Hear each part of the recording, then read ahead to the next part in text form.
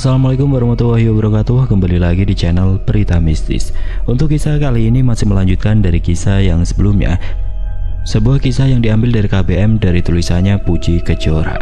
Kisah yang berjudul Sundel Bolong di Rumah Suamiku. Dan sebelum kita lanjut ke ceritanya, tekan dulu tombol like video ini dan jangan lupa tekan juga tombol subscribe channel ini. Nyalakan juga lonceng notifikasinya agar tidak ketinggalan cerita-cerita lainnya dari channel ini. Dan seperti apa untuk lanjutan dari kisah ini? Langsung saja kita masuk ke ceritanya.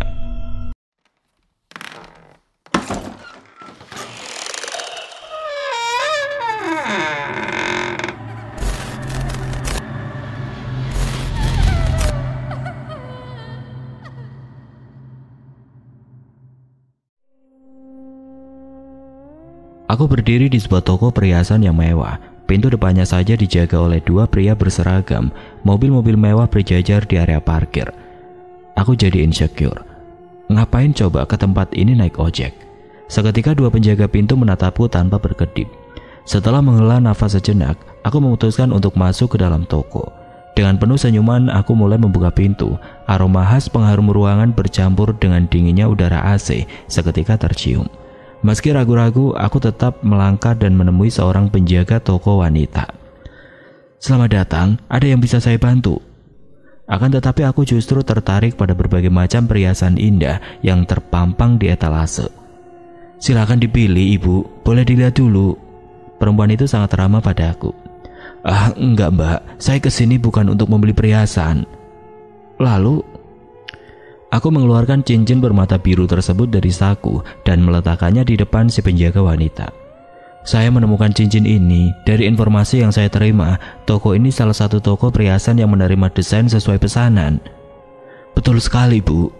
Wanita itu meraih dan mengamati cincin itu. "Lalu apa yang ingin Ibu lakukan? Apakah ingin menjual cincin ini atau mau memodifikasi ulang?" Enggak mbak, itu bukan juga." "Lalu?"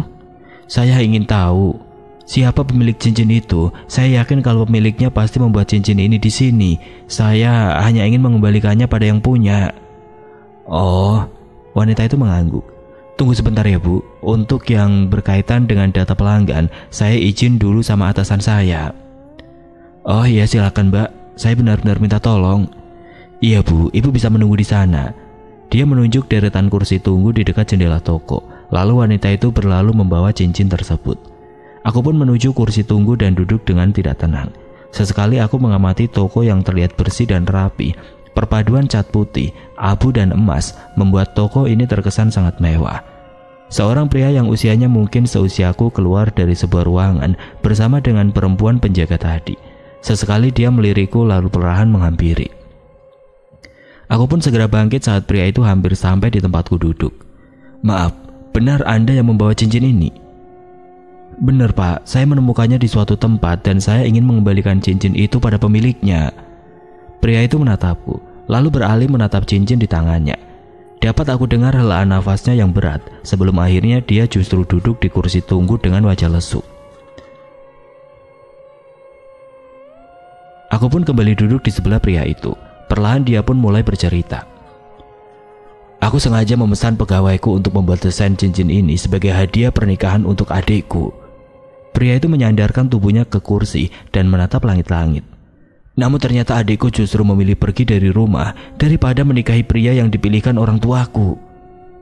Lalu, aku sangat penasaran. Di zaman modern seperti ini masih saja ada acara perjodohan. Hampir 2 tahun dia pergi dari rumah. Terakhir bertemu 6 bulan lalu. Saat itu dia mengabarkan kehamilan yang sudah ditunggunya sejak lama. Hamil? Iya, dia kawin lari bersama pacarnya. Dan ya, mungkin seharusnya saat ini dia sudah menggendong seorang bayi. Mendadak aku teringat perempuan berpunggung bolong yang tadi menunjukkan arah ke sini. Apakah dia adalah adik dari pria ini? Lalu kenapa dia justru jadi hantu? "Di mana kamu menemukan cincin ini?" tanyanya penasaran. "Yakin kamu menemukannya? Atau jangan-jangan kamu mencurinya?" Pria itu tiba-tiba saja mencengkram kedua lenganku. Aku menemukannya di gudang rumahku." "Di gudang?" Aku mengangguk sembari meringis menahan sakit. "Lalu kemana pemiliknya? Maksudku di mana adikku?" Dia semakin erat mencengkram. Entahlah, aku baru saja menempati rumah itu, jadi aku tidak tahu di mana adikmu.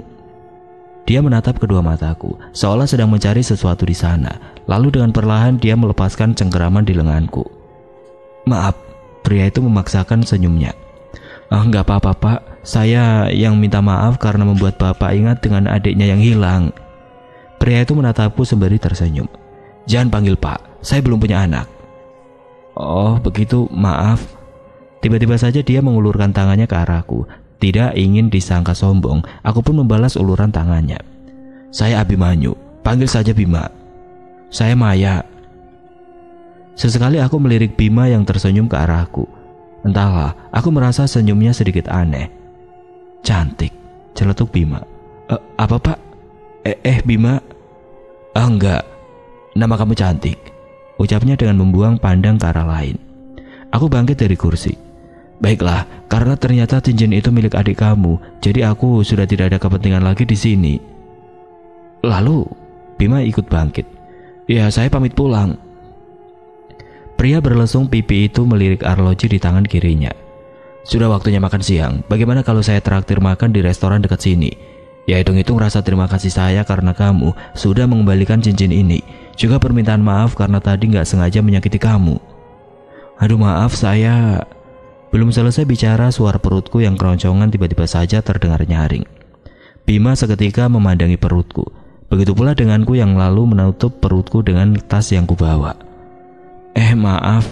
Tidak apa-apa, restorannya ada di dekat sini. Bima memberi isyarat agar aku mengikuti langkahnya. Baiklah, sekali-kali makan di restoran gak apa-apa kan. Apalagi aku gak harus keluar uang. Anggap saja ini rezeki nomplok. Dari mana saja kamu? Aku baru saja hendak menutup pintu ketika tiba-tiba suara Mas Firman mengagetkanku. Kamu di rumah mas? Katanya lembur. Lembur dibatalkan. Mas Firman bangkit dari sofa dan menghampiriku. Kamu dari mana? Kenapa sore begini baru pulang? Aku melirik jam di dinding yang sudah menunjukkan angka 5. Tadi di restoran, Bima bercerita banyak tentang adiknya. Aku sendiri heran, kenapa dia bisa seterbuka itu denganku, sampai-sampai tidak terasa jika waktu berlalu begitu cepat. Aku menemui Dira, mas. Dira siapa? Mas Firman menatap mata ini lekat. Dira teman aku dulu waktu masih kerja di toko sembako. Dia terus menatap mataku. Jantungku sudah berdetak tidak karuan. Takut jika Mas Firman tahu kalau aku pergi bukan menemui Dira, tetapi untuk menyelidiki cincin yang aku temukan. Cincin yang aku yakin betul berhubungan dengan sundel bolong yang selalu menampakkan diri padaku. Kalau Mas Firman sampai tahu, pasti dia akan sangat marah. Terlintas di kepalaku saat Mas Firman mengamuk semalam, namun tiba-tiba saja Mas Firman memelukku dengan erat. Jangan pergi lagi ya, apalagi kamu pergi tanpa memberitahu aku. Aku pun membalas pelukannya sembari mengangguk. Setidaknya saat ini Mas Firman tidak tahu kalau aku mulai curiga padanya. Ini rumahnya. Beberapa wanita menghilang di rumah ini. Terakhir wanita hamil yang menghilang. Lalu penampakan hantu wanita berpunggung bolong juga terus terjadi. Ini pasti ada hubungannya dengan Mas Firman. Hanya saja aku belum memiliki buktinya. Aku terbangun saat sinar matahari menelusup dari sela tirai jendela. Sejenak aku menggeliat dan tidak menemukan Mas Firman di sisiku. Mungkin saja dia sudah berangkat bekerja. Aku pun turun dari ranjang dan membuka tirai jendela lebar-lebar agar seluruh sinar matahari menerangi kamar. Setelahnya keluar dari kamar untuk beraktivitas seperti biasa. Aku mulai mengeluarkan bahan makanan dari kulkas dan mengolahnya. Namun ternyata garamku habis. Perasaan aku jarang masak, tapi kenapa garamku cepat sekali habis? Aku segera beranjak ke kamar untuk meraih ponsel dan segera keluar. Sayangnya pintu terkunci rapat. Pintu utama sama sekali tidak bisa dibuka, pun dengan jendelanya. Apa mungkin Mas Firman yang menguncinya? Aku berjalan cepat ke dapur dan membuka pintu belakang. Nihil, pintu belakang juga terkunci. Tolong, siapapun di luar, tolong aku. Teriakku sembari menggedor pintu dengan keras. Rumah ini berdiri sendiri tanpa tetangga kanan dan kiri. Mustahil ada yang mendengar teriakanku. Entah mengapa rasa takut pada suamiku sendiri tiba-tiba saja muncul. Untuk apa coba? Mas Firman mengunciku dari luar. Bahkan pintu belakang juga dikuncinya. Bukankah di lantai 2 juga ada pintu? Aku segera berlari ke lantai 2 dan mencoba untuk keluar. Sayangnya pintu di lantai 2 ini juga terkunci. Tolong, keluarkan aku dari sini. Teriakku seraya terus menggedor pintu. Mendadak pikiran-pikiran buruk berkelebat di kepalaku. Jangan-jangan Mas Firman adalah dalang dari menghilangnya para istri di rumah ini. Dia menjadikan istri-istri tersebut sebagai tumbal, atau Mas Firman adalah psikopat. "Tolong!" teriakku lagi. Sepertinya memang tidak ada yang mendengarkan teriakanku. Aku kembali turun dan mencari apa saja untuk mencongkel pintu. Aku mencari di bawah meja kompor, siapa tahu aku mendapatkan sesuatu. Tangan ini menyentuh sesuatu yang keras dan licin. Mungkinkah ini linggis? Sepertinya linggis bisa membantuku keluar dari rumah ini. Namun kenapa tiba-tiba tanganku terasa lengket? Belum sempat berpikir apakah sesuatu yang lengket itu, tiba-tiba saja tanganku ditarik dari arah dalam. Aku mencoba menahan agar tubuhku tidak masuk ke bawah meja kompor dengan tangan kiri berpegangan pada sisi meja. "Tolong!" Aku terus mencoba menarik tangan ini keluar, namun semakin aku berusaha lepas, tarikan di tanganku itu semakin kencang. Tarikan di tanganku itu kini menjadi sangat perih. Aku yakin kini tanganku tengah terluka. Ya Tuhan, apakah aku akan mati sekarang? Mendadak aku ingat dengan Allah. Sudah beberapa hari ini aku lalai menjalankan ibadah sholat. Mungkinkah ini hukuman bagiku? Tanganku yang satunya sudah tidak sanggup lagi menahan bobot tubuhku sendiri yang tengah ditarik oleh sesuatu dari bawah meja kompor. Namun aku tidak boleh menyerah. Bukankah setan dan semacamnya takut dengan Allah? Aku menarik nafas panjang lalu mulai memejamkan mata. Bismillahirrahmanirrahim. Aku mencoba membaca ayat kursi walaupun terbata. Tarikan di tanganku mendadak lepas hingga aku jatuh terjengkang menghantam tembok di belakangku. Aku segera bangkit dan mencoba keluar melalui pintu depan. Tekadku sudah bulat, kalau pintu tidak bisa dibuka, aku akan memecahkan jendela. Benar saja pintu masih terkunci dan aku mencari sesuatu untuk memecahkan jendela. Mata ini melihat vas bunga di meja. Aku segera meraih vas tersebut dan bersiap untuk memecahkan jendela saat tiba-tiba sebuah mobil berhenti di depan gerbang. Aku bisa melihat seorang pria turun dari mobil dan mengetuk gerbang. Aku tidak boleh menyia-nyiakan kesempatan ini. Aku segera menggedor pintu dan jendela untuk menarik perhatian pria itu. "Tolong, siapapun di sana, tolong aku!" teriakku sembari terus menggedor pintu dan jendela. Pria di balik gerbang itu terlihat mengintip lalu kembali ke mobil. Sial. "Tidak, jangan pergi, tolong aku!" Aku harus menarik perhatian pria itu untuk menolongku. Aku kembali meraih vas bunga bukan untuk memecahkan jendela, tapi melemparnya ke pintu hingga suara berdebam dan pecahan vas itu bisa terdengar si pria. Berhasil, pria itu urung masuk ke mobil dan kembali ke gerbang. "Tolong, siapapun di luar, tolong aku!" Mata kami akhirnya bersiborok. Dia melihatku, tanpa pikir panjang dia melompati pagar gerbang dan berlari ke pintu. "Bima!" Aku sungguh terkejut mendapati Bima kini berdiri di balik pintu. "Maya, kamu kenapa? Apa yang terjadi?" Bima tolong aku dikunci dari luar, tolong bukakan pintunya." Bima mencoba membuka pintu dengan menekan-nekan handle-nya, tetapi pintu tetap terkunci. "Kau menyingkir dulu, aku akan mendobrak pintunya." Aku mengangguk lalu menjauh dari pintu. Beberapa kali Bima mencoba mendobrak, hingga percobaan ketiga pintu akhirnya terbuka lebar. Aku segera berlari keluar dari rumah. Bima yang kebingungan mengekori. Sesampainya di luar gerbang, aku berhenti untuk mengambil nafas yang sudah ngos-ngosan. "Ini, minumlah." Bima mengangsurkan sebotol kecil air mineral. "Terima kasih," ucapku sembari meminum air yang dia berikan. "Aku gak tahu bagaimana nasibku jika gak ada kamu." "Apa yang terjadi? Kenapa kamu bisa terkunci di dalam rumah?" "Gak tahu, sepertinya suamiku yang mengunciku dari luar." Aku mencoba mengatur nafas. "Memang kenapa suamimu harus menguncimu dari luar?" Bima menatapku lekat. "Jangan-jangan karena kemarin aku mengajakmu makan siang." Giliranku yang menatapnya. Apa mungkin karena itu, atau ada kemungkinan lain yang tidak aku mengerti? "Oh iya, ngapain kamu kesini? Dan dari mana kamu tahu rumahku?" Bima kembali ke mobil lalu menyerahkan sebuah dompet pink yang sangat aku kenal. "Dompetmu tertinggal di mobilku." Perlahan aku meraih dompet itu. Ya, ini memang benar dompet milikku. Aku hanya memakai dompet itu untuk berpergian. Isinya hanya kartu tanda pengenal dan beberapa lembar uang puluhan pemberian Mas Firman. "Terima kasih," ucapku sembari memperhatikan Bima yang terus memandangi rumah. "Kenapa?" Enggak." Dia tersenyum tetapi senyumnya itu seolah dipaksakan. "Entah mengapa, aku merasa ada sesuatu di rumah ini."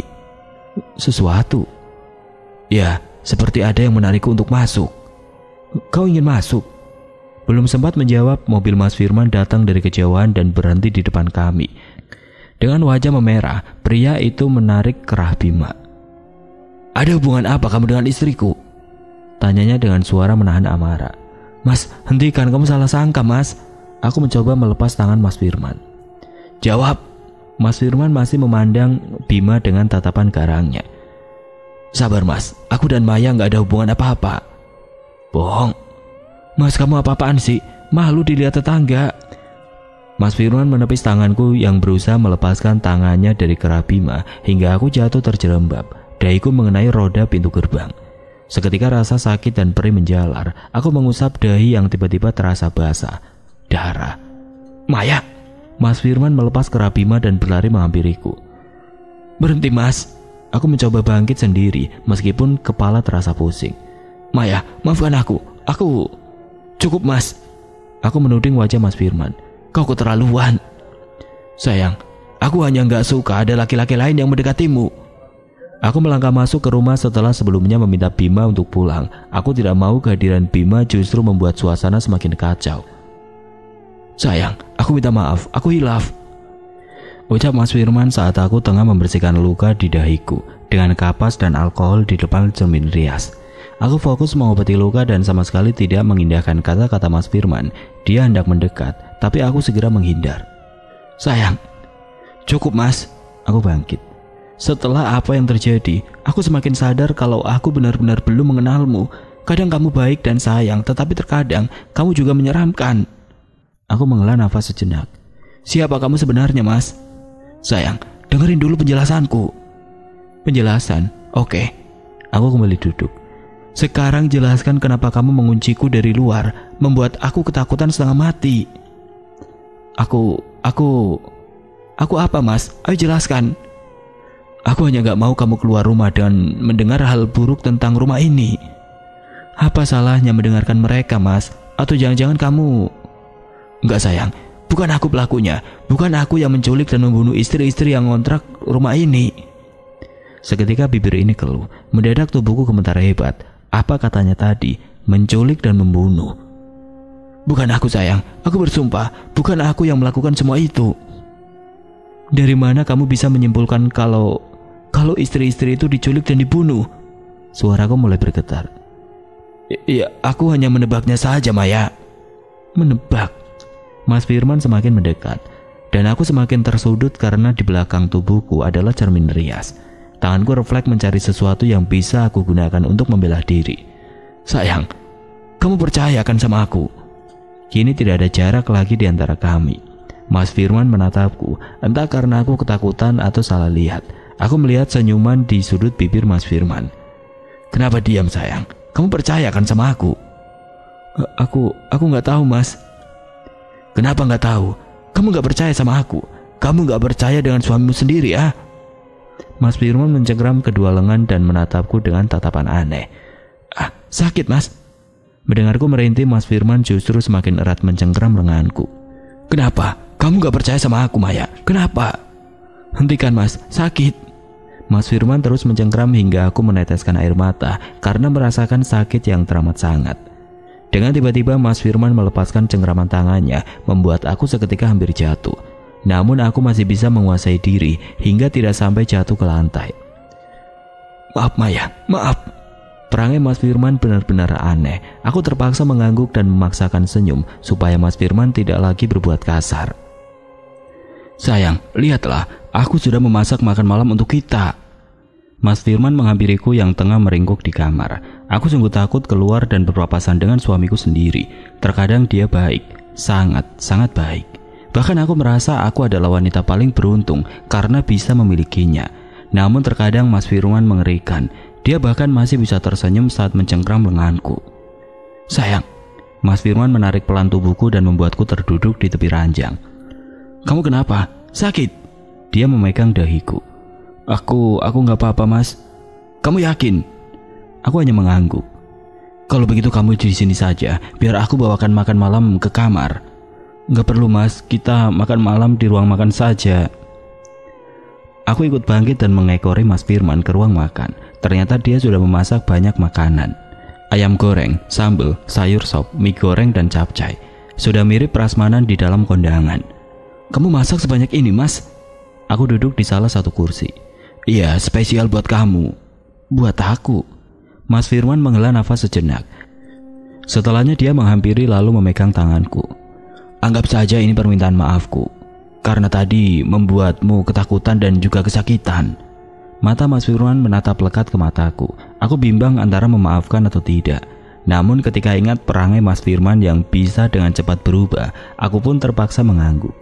Senyum Mas Firman seketika mengembang. Dia bangkit seraya mencium pipi dan dahiku. "Terima kasih sayang. Aku janji tidak akan membuatmu sakit, ketakutan, dan menangis lagi."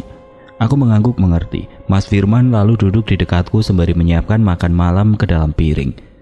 Masakan Mas Firman terasa nikmat. Ternyata ia pandai juga dalam memasak. Saat kami sedang menikmati makanan, suara berdebam tiba-tiba membuat kami terperajat. "Apa itu, Mas?" "Entahlah, biar aku periksa." Mas Firman bangkit dan menuju halaman belakang yang menjadi sumber suara. Aku memperhatikan Mas Firman dari balik pintu belakang dengan sembunyi-sembunyi. Pria itu menuju gudang. Aku segera menyembunyikan diri saat Mas Firman tiba-tiba saja menatap ke arahku. Sebenarnya suara apa itu tadi? Aku sangat penasaran, tetapi aku terlalu takut untuk mencoba lebih dekat. Biarlah, mungkin ada tikus atau kucing yang terjebak lagi di sana. Aku harus berjalan dengan mengendap-endap untuk kembali ke meja makan saat Mas Firman kembali. Aku harus berpura-pura biasa saja, jangan sampai Mas Firman tahu aku baru saja membuntutinya. Semoga saja Mas Firman tidak sadar kalau aku hanya berpura-pura tenang. Hampir tengah malam saat aku terbangun karena merasa ingin buang air kecil, segera saja aku bangkit dan bergegas ke kamar kecil. Setelah menyelesaikan hajat, aku mencuci tangan dan juga membasuh muka. Baru setelah itu keluar untuk kembali ke kamar. Akan tetapi, sebelum kembali ke kamar, lebih dulu aku membuka kulkas untuk minum. Namun setelah minum, mata ini melihat sisa makanan yang tadi sempat aku masukkan ke kulkas. Sekarang sisa makanan itu habis, tidak tersisa. Apakah mungkin Mas Firman yang memakannya? Namun bukankah memang di rumah ini hanya ada aku dan Mas Firman? Jika bukan aku yang memakannya, sudah pasti Mas Firman yang memakannya. Aku segera kembali ke kamar, merebahkan diri ke ranjang dan hendak menarik selimut. Kemana Mas Firman? Kasur di sebelahku kosong melompong. Aku kembali bangkit dan hendak mencari suamiku itu. Namun saat keluar dari kamar, aku melihat Mas Firman baru saja meletakkan piring kotor ke wastafel. Mas Firman terperajat hingga menyenggol piring lainnya dan jatuh ke lantai. Seketika piring itu pun pecah berkeping-keping. Aku bergegas meraih sapu dan pengki untuk membereskan kekacauan yang dibuat Mas Firman. Namun Mas Firman meraih sapu dan pengki tersebut. "Biar aku saja sayang." "Jangan Mas, nanti kamu terluka, biar aku saja." "Enggak Mai, kamu tidur saja, biar aku yang bereskan." Mas Firman terus memaksa. "Baiklah, aku akan kembali ke kamar." "Ya, kembalilah dan tidurlah." Aku berjalan kembali ke kamar, tetapi baru beberapa langkah, aku berhenti dan memandang Mas Firman. "Kenapa sayang?" "Kamu tadi dari mana Mas? Kok bawa-bawa piring di luar?" "Aku lapar, jadi aku makan lagi." "Tapi kenapa makan di luar Mas? Kan dingin." "Iya, aku takut mengganggu tidur kamu kalau aku makan di dalam." Dia tersenyum lalu kembali menyapu lantai yang penuh pecahan kaca. Aku pun kembali ke kamar dan membaringkan diri di ranjang. Baru saja hendak memejamkan mata, tiba-tiba lampu mati. Aku pun segera bangkit untuk mencari saklar. "Sayang, apa kamu sudah tidur?" teriak suara Mas Firman dari luar. "Belum Mas, lampunya mati," teriakku sembari meraba-raba dinding. "Tunggu saja di situ, aku ambilkan lilin." Sesungguhnya aku ingin menunggu Mas Firman masuk ke kamar membawa lilin. Namun di dalam kegelapan seperti ini, aku sungguh gelisah. Aku merasa jika ada yang sedang mengawasiku dari sudut kamar. "Mas!" Panggilku berharap Mas Firman datang dan membuat terang kamar dengan lilinnya. Nihil, sama sekali tidak ada sautan dari Mas Firman. Aku tambah gelisah saat mencium aroma busuk yang amat sangat, seperti aroma bangkai hewan bercampur dengan aroma besi dari darah. "Mas!" Panggilku lagi. Kali ini aku meraba untuk mendapatkan pintu. Sepertinya aku harus segera keluar dari sini. Tanganku menyentuh sesuatu yang panjang dan berlendir. Gawat, apakah aku memegang makhluk yang kemarin menarikku ke bawah meja kompor? Seketika aku menarik tangan dan mundur beberapa langkah hingga punggungku menabrak dinding. Tidak, aku tidak menabrak dinding. Mana ada dinding terasa empuk. Hawa dingin tiba-tiba saja menyerang area belakang tubuhku. Dingin, sangat dingin hingga kaki dan seluruh tubuhku terasa membeku. Jangankan untuk berteriak, sekedar bergerak pun aku tidak bisa.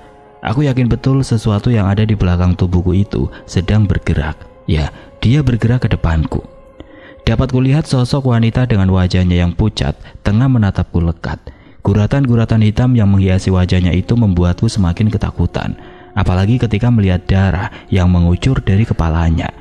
Gaun putih lusuh atau yang lebih pantas disebut coklat itu penuh oleh noda darah yang mengering di bagian perut ke bawah.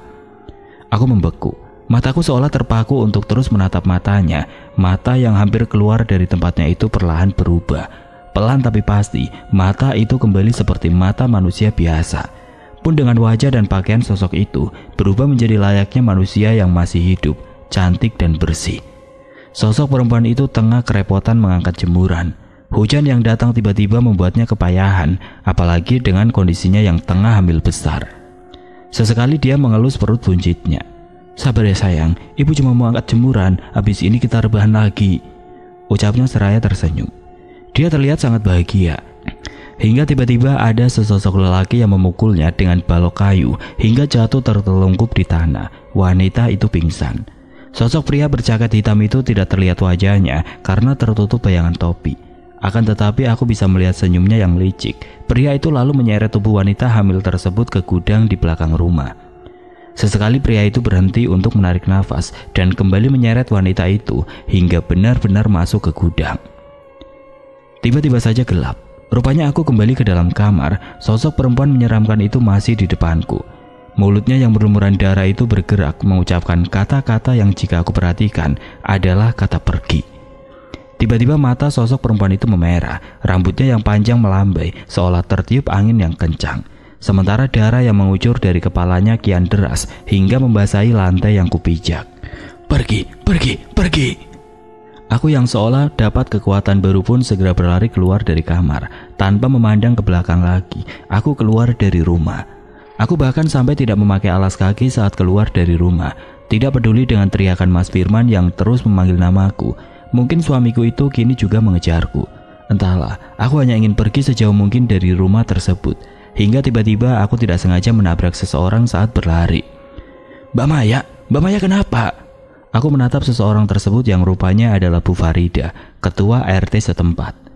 Perempuan parubaya itu menepuk-nepuk pipi ini. Aku berusaha untuk tenang, tetapi tubuhku berkata lain. Tiba-tiba saja pandanganku memburam lalu gelap. Aku terbangun saat mencium aroma minyak kayu putih yang menyengat. Perlahan mengerjap dan memindai sekitar. Aku segera bangkit dan duduk di ranjang.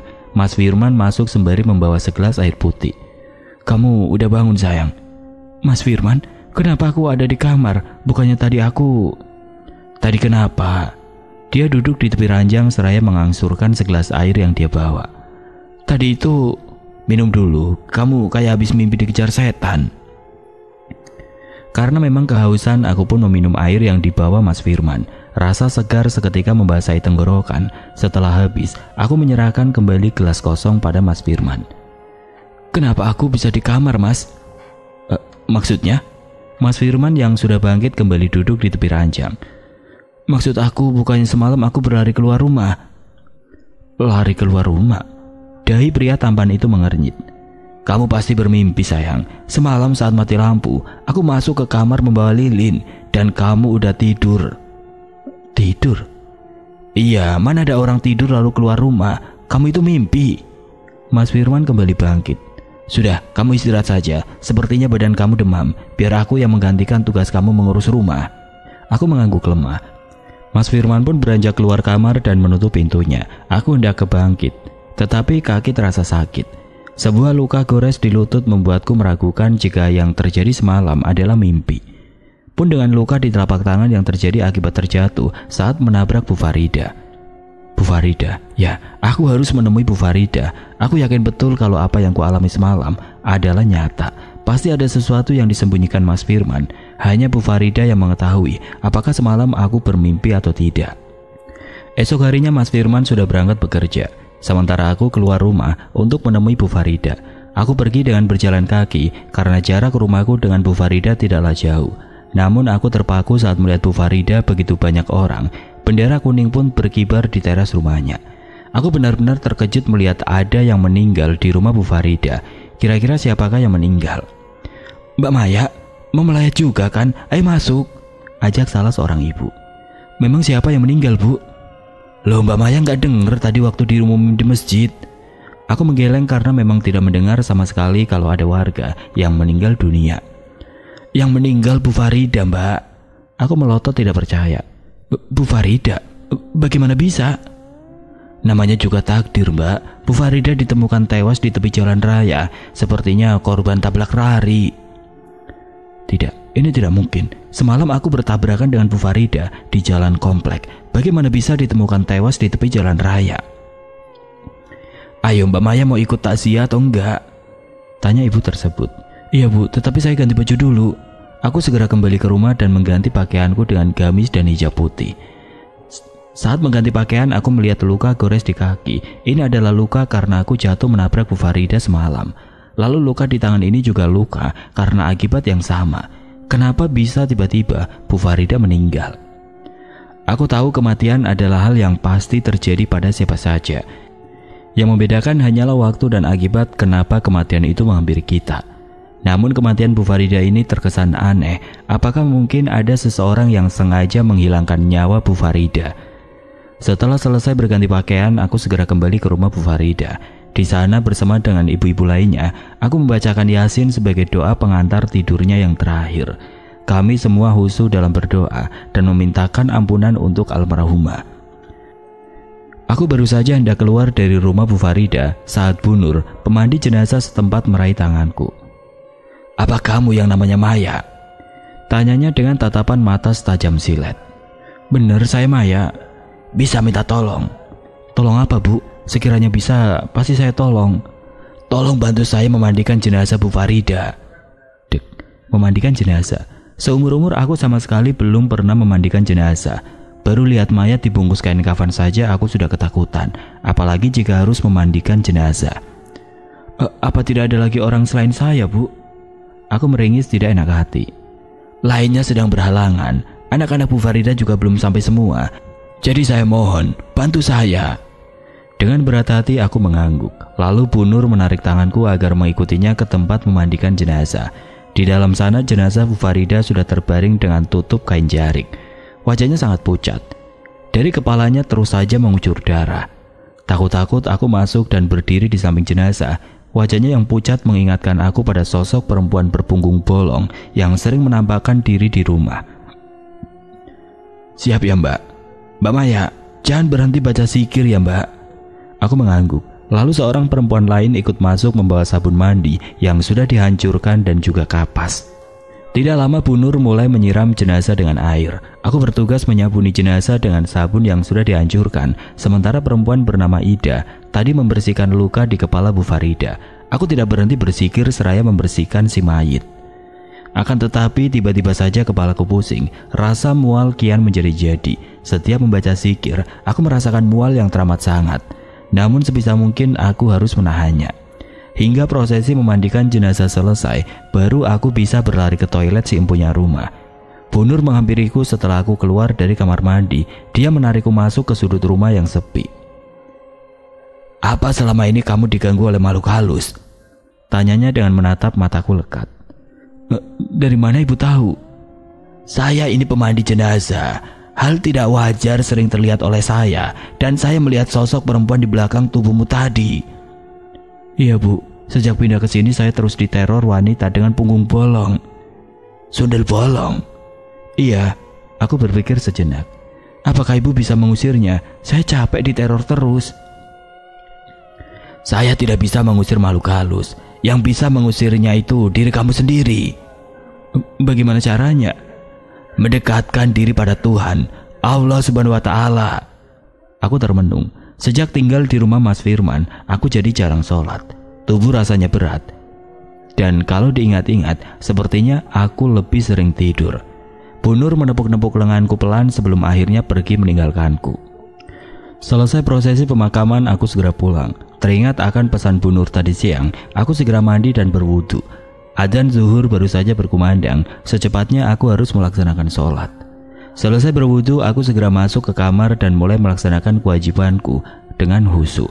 Awalnya tidak terjadi apa-apa, namun di rakaat terakhir, aku mencium aroma daging terbakar yang sangat menyengat. Hampir saja sholatku batal karena tidak tahan dengan aroma tersebut. Akan tetapi aku berusaha untuk terus melanjutkan sholat sampai selesai. Sesaat setelah selesai sholat, aku mengendus aroma daging terbakar yang tadi tercium sangat menyengat. Hilang, aroma itu tidak ada lagi. Aku pun segera melipat mukena dan meletakkannya di dalam lemari. Terkejutnya aku saat lemari aku tutup dan Mas Firman sudah berdiri di sana. "Mas, kamu sudah pulang?" Tanyaku dengan suara bergetar karena terkejut. Mas Firman hanya diam. Dia terus menatapku hingga aku salah tingkah. Kemudian dia tersenyum. "Mas, kamu gak apa-apa kan?" Aku mencoba memastikan kalau suamiku itu baik-baik saja. Dia tetap diam, lalu dia menunjukkan sebuah bungkusan plastik padaku. "Makanlah, aku membelikanmu nasi padang." Ragu-ragu aku menerima bungkusan plastik itu, lalu membawanya ke dapur. Di sana aku membuka bungkusan nasi padang dan menuangkannya ke piring. Seketika aroma rendang menusuk hidung. Tidak lupa aku juga menuang es teh ke dalam gelas, lalu meletakkan keduanya ke meja makan. Mas Firman keluar dari kamar dan duduk di depanku. "Kamu sudah makan belum, Mas? Kita makan sama-sama ya." Aku meraih piring satu lagi. "Aku sudah makan. Aku sengaja pulang hanya untuk mengirimkan nasi padang itu dan memastikan kamu memakannya." Aku urung meraih piring dan menatap kepulan asap di atas nasi padang. "Bismillahirrahmanirrahim." Aku tersenyum pada Mas Firman yang mendadak berubah mimik wajahnya. Aku hendak memakan nasi padang pemberian Mas Firman, namun ternyata nasi padang tersebut sudah berubah bentuk.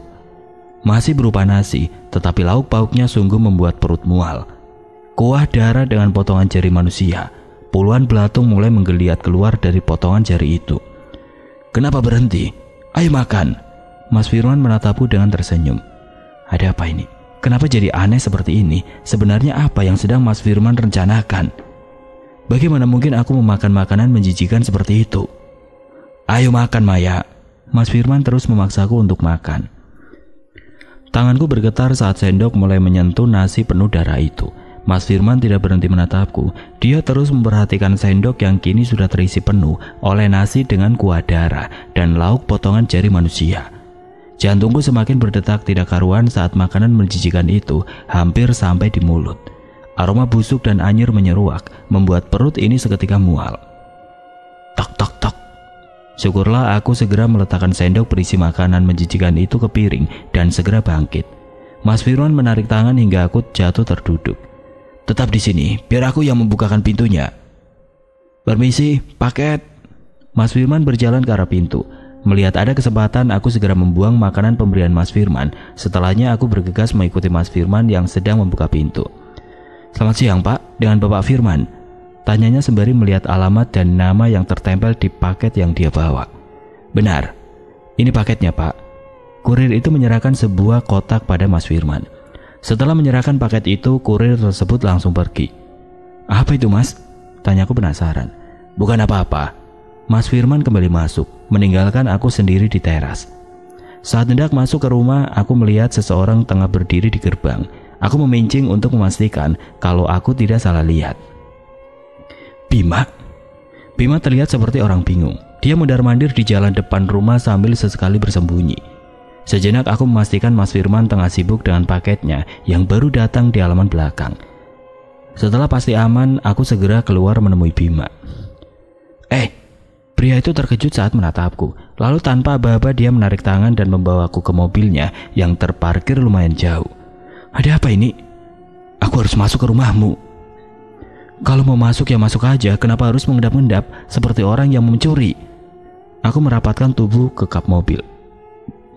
"Mana mungkin aku bisa masuk ke rumahmu kalau ada suamimu?" "Tunggu, kamu gak berniat macam-macam pada aku kan?" Aku menyilangkan kedua tanganku di depan dada. "Maksudmu?" Dia memandangku dari ujung kaki ke ujung kepala. "Kalau aku ada niat buruk, kenapa juga aku harus bilang padamu?" Benar juga, kenapa dia harus bilang kalau memang ingin berbuat sesuatu yang tidak baik? Aku beranjak duduk di kap mobil Bima. "Lagi pula, kamu bukan tipeku." Bima dengan ponga membenarkan jasnya, seolah-olah dia pria paling tampan sedunia. "Oh ya? Udah ya, cukup pembahasan gak penting ini." "Kamu yang mulai duluan kan?" Aku mendengus. Lalu untuk apa kamu ingin masuk ke rumahku? Jadi semalam aku bermimpi didatangi Keisha. Dalam mimpi itu dia... Tunggu, siapa itu Keisha? Adikku. Oh, aku manggut-manggut. Oke, lanjutkan. Dalam mimpi itu aku melihat Keisha dipukul-pukul oleh seorang pria yang memakai jaket dan topi hingga pingsan. Lalu dia diseret ke dalam sebuah rumah-rumahan kecil yang ada di halaman belakang sebuah rumah. Awalnya aku bingung di mana lokasi rumah itu. Tapi di akhir mimpi sebelum aku terbangun, aku melihat Keisha di depan rumahmu. Seketika aku terpaku. Apa dalam mimpimu itu Keisha sedang hamil besar dan dia dipukul saat hujan turun dengan derasnya? Tepat sekali. Bima tiba-tiba memandangku lekat. Bagaimana kamu bisa tahu? Aku juga bermimpi hal yang sama. Bima lalu duduk di sebelahku. Dia memijit dahinya. Di wajahnya terlukis kesedihan yang amat dalam. Kembalilah besok saat suamiku pergi bekerja. Baiklah, tapi apa kamu yakin besok suamimu itu keluar dari rumah? Aku takut dia salah paham. Betul juga. Sejenak aku terdiam untuk berpikir. Kalau begitu sekarang saja kita masuk ke rumah dan bilang pada Mas Firman tentang semuanya. Enggak, aku justru curiga pada suamimu itu. Sama, aku juga curiga padanya.